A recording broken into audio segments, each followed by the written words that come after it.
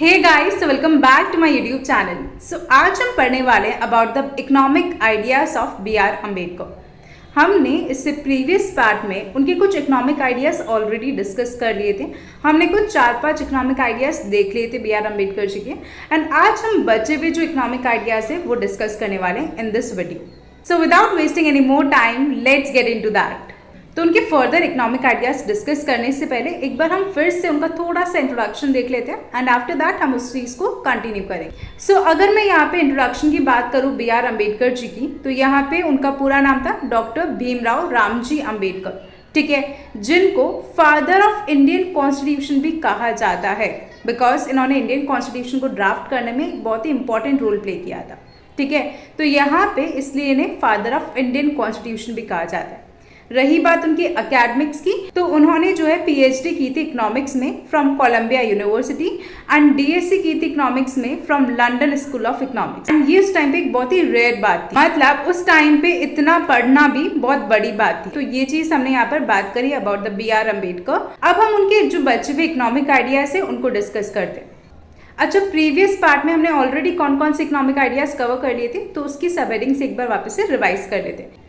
तो हमने बी.आर. अम्बेडकर जी के व्यूज देख लिए थे अबाउट द लैंड रिफॉर्म्स। उसके अलावा हमने टैक्सेशन के बारे में भी देख लिया था, caste system and economic inequality के बारे में भी देख लिया था, एंड हमने वुमेन एंड द इकोनॉमी जो है इसके बारे में भी डिस्कस कर लिया था, एंड इवन हमने ह्यूमन कैपिटल के बारे में भी जो है पार्ट 1 में डिस्कस कर लिया था।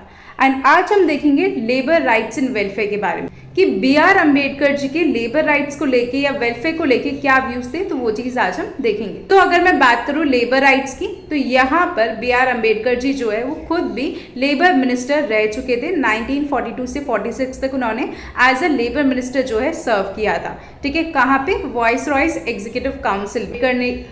तो यहाँ पर बी.आर. अम्बेडकर जी ने हिस्टोरिक चेंजेस लेके आए लेबर लॉज के अंदर, ठीक है। तो उनके क्या मेजर कॉन्ट्रीब्यूशंस थे या लेबर लॉज को लेके जो है उन्होंने क्या चेंजेस लेके आए, तो उन्होंने जो है सबसे फर्स्ट क्या किया था, 8 आवर वर्क डे कर दिया था। पहले लोग जो है 12 to 14 आवर्स काम किया करते थे, बट उन्होंने कहा कि जो लेबर है अब से वो 8 आवर ही वर्क करेगी। दैट मीन्स दिन में केवल 8 घंटे जो है वर्क करेगी, नॉट 12 to 14 आवर्स, ठीक है। और उन्होंने जो है उनको पेड लीव भी दिलवाई थी, मतलब अगर वो छुट्टी लेते हैं तभी उनकी सैलरी काटी नहीं जाएगी, तो उनको पेड लीव मिली थी।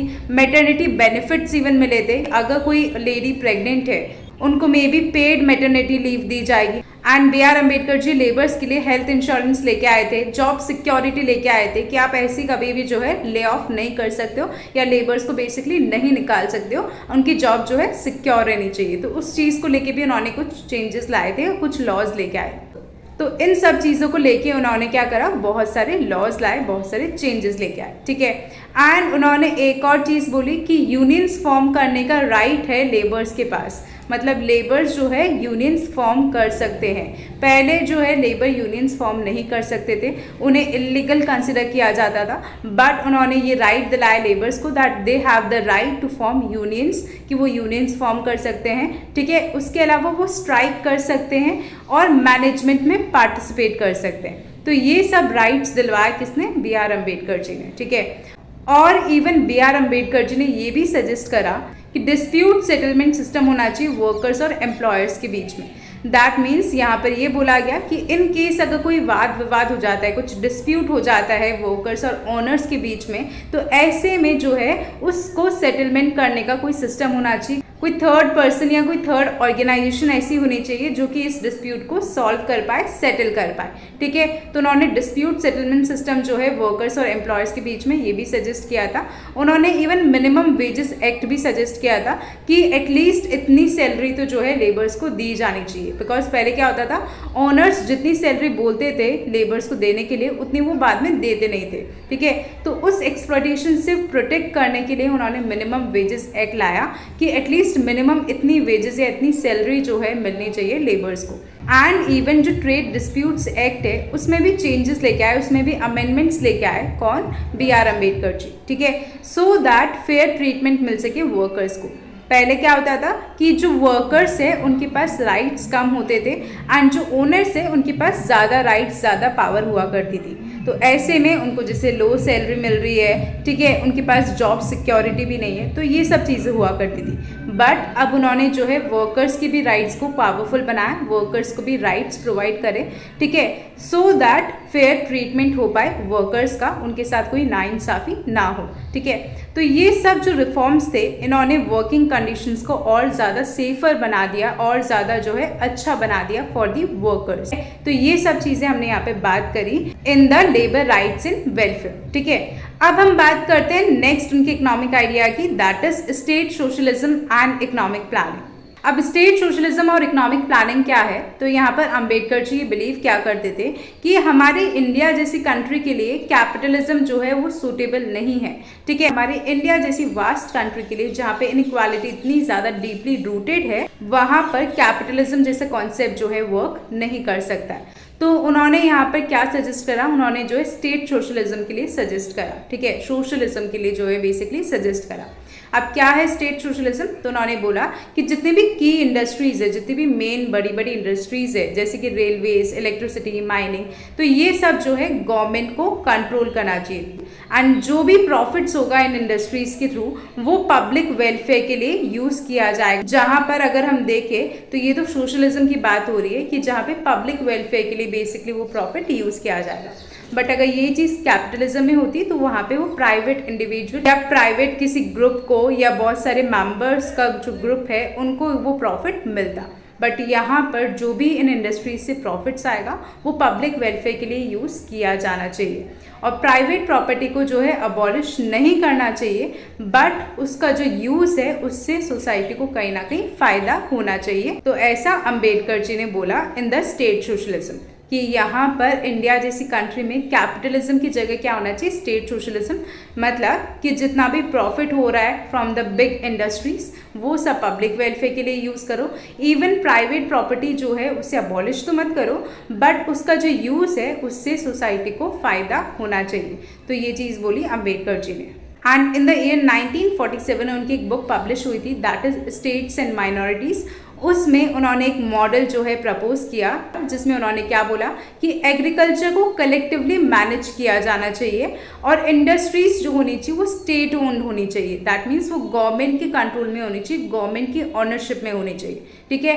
And everyone would have basic rights to employment and livelihood, और सबके पास right to employment, right to livelihood होना चाहिए कि सब अपनी जो लाइफ है वो अच्छे से निकाल पाए, सर्वाइव कर पाए, एंड सबके पास जॉब हो, एक एम्प्लॉयमेंट हो, ठीक है।